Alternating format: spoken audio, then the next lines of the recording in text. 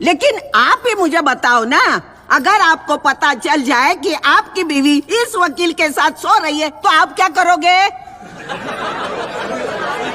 Jamuna by, हाँ? क्या ये सच है कि आप पिछले 3 साल से कमांडर पावरी के घर में काम करती हैं और वहां रहती भी हैं? जी हाँ। क्या बताएंगी 27 अप्रैल को घर में क्या हुआ था? मेरे घर में क्या हुआ मुझे कैसे मालूम? तभी मैं बम्बई में थी ना। साइलेंस। मेरा मतलब है कमांडर पावरी के घर में। ओ, इस घर में तो ऐसा बोलो ना।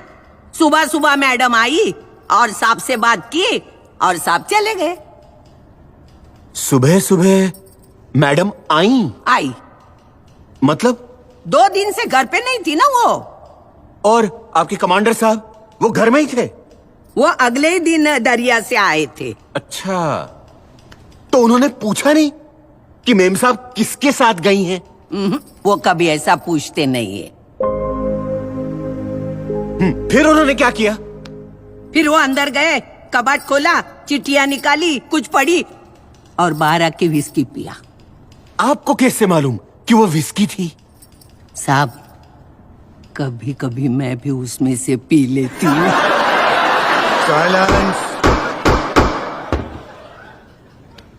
फिर उन्होंने क्या किया? फिर उन्होंने गुस्से में आके मेम साहब का फोटो था वो फ्रेम तोड़ दी। योर ऑनर, इस बात को नोट किया जाए कि फ्रेम तोड़ा। अब sorry your honour. Jamuna Bai, आपको क्या लगता है उन्होंने ऐसा क्यों किया?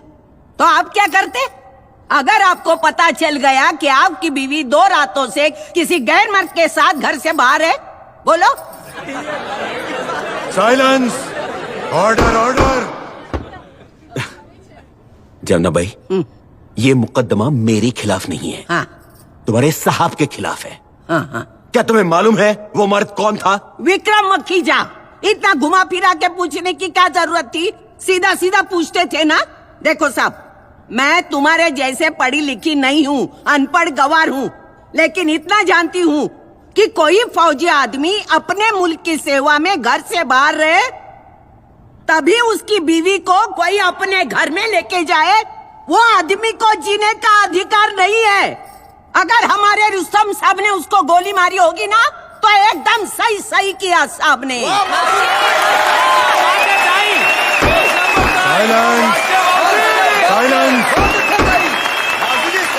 Silence order.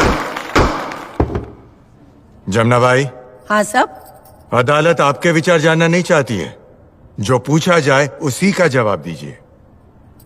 ठीक है साहब, लेकिन आप ही मुझे बताओ ना, अगर आपको पता चल जाए कि आपकी बीवी इस वकील के साथ सो रही है तो आप क्या करोगे? चला आता। अरे बस जो तुम मोट